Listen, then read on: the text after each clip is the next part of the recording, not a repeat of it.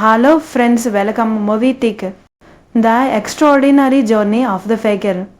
1:37 run టైంతో 2018లో gray man కంటే ముందు ధనుష్ గారి హాలీవుడ్ డెబ్యూగా వచ్చినది మూవీ. హైమ్లో ఓవర్నెస్లో స్ట్రీమ్ అవుతుంది. ఇండియాలో కాకుండా ఇప్పటికి 2025లో ఆసియాలో స్ట్రీమ్ అవుతుంది. మ్యూజిక్ నటలేదు. The extraordinary journey of the fakir అనుకునేలేడు.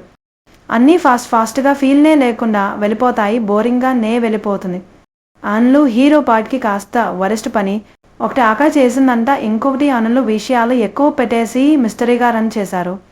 అన్నీ కూడా మళ్ళీ స్ట్రీమ్ కంటెంట్గా ఆకడ కూడా సింపుల్గా అమ్ముపోయేలా. ఫ్యాన్స్ నుండి ఇట్టి మళ్ళీ ఆకడ నుండి ఇంకొక కత్తి చాలా సింపుల్గా వెళ్ళిపోతున్నట్లు. అది కూడా డార్క్ని రివ్యూస్ని సింపుల్గా తేలుస్తుంది.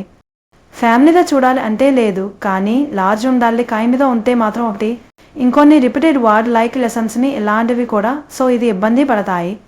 ముంబైలో ఒక స్మిత్ మెజిషియన్ అయిన హీరో రాజ్ కుమార్ గురు లక్ష్మణ్ అలియాస్ ధనుష్ గారు చనిపోయిన అతని తల్లి కోసం మేరక తండ్రిని కలడని పాత్రకి బరువుదైతే ఈ జర్నీతో ఏం జరిగిందో అతని నాన్నని కలవాలని లేదా అన్నది స్టోరీ ఏంటంటే ఏదో మంచి ఫీల్డ్ గుడ్ స్టోరీలా అనిపిస్తుంది. కానీ ఒక కెమెరాలో తమ మదర్ సెటిల్మెంట్ ఉంటుంది, కానీ ఫీల్ హీరోయిన్ ఉంటుంది, కానీ నోలో ఫీల్ దారిలో ఫ్రెండ్స్ ప్రయాణం ఉంటుంది. అక్కడ కూడా అంతగా అనిపించేలా, కానీ కామెడీ కూడా పెరగనంది అని అనిపిస్తుంది. సినిమాలో భాగంగా విషయాలు ధనుష్ గారి పెర్ఫార్మెన్స్ మాత్రం నాన్ ఇండియన్ యాక్టర్స్నే కనిపిస్తారు.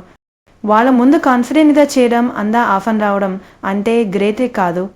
ఇక్కడ విజువల్ క్వాలిటీ సినిమాటోగ్రఫీ చాలా బాగుంది. ఫారిన్ కంట్రీస్లో లొకేషన్స్ అని చాలా బాగున్నాయి. మ్యూజిక్గా పార్శ్వంలో ఓస్లో ఆడియో సీన్ ఆ క్యారెక్టర్ వర్షన్ అని చెప్పచ్చు. విఎఫ్ఎక్స్ చేసినట్టు తెలుస్తుంది. మ్యూజిక్ కొంత చేపి బాగుంది. ఒక హాలీవుడ్ ఫీలింగ్ తగిలించినగా, మరీ మెలోడియస్గా, మరీ ఒకే ద టాప్ మ్యూజిక్ చేసిన విధంగా సింపుల్గా పండింది. ఎడిటింగ్ కూడా మంచి లెవెల్కి చేశారు. తెలుగు డబ్బింగ్ అంటే డైలాగ్స్ చాలా వరకు ఒకే తెలుగులోనే డబ్ చేసిన సాంగ్స్ అయితే బావలేదు. సో ఫైనల్గా ఆ మూవీకి వెడిట్ అంటే ధనుష్ గారి హాలీవుడ్ డెబ్యూ అనడంతోనే full left main lead role ఎలా ఉందో చూడాలంటే ఒకసారి ట్రై చేయొచ్చు. కానీ జర్నీ అయితే అంత ఫీల్గా ఏమనిపించలేదు. నా వర్కౌట్ ఫైనల్గా ఇది average journey of the factor. నాకైతే the extraordinary journey of the fakir దీనికి రేటింగ్ వస్తే నా ఒపీనియన్ 2.25. మనకు నా వర్కౌట్ చెప్పినట్టయితే మరిన్ని రివ్యూస్ కోసం మన ఛానల్ని సబ్స్క్రైబ్ చేసుకోండి. థాంక్స్.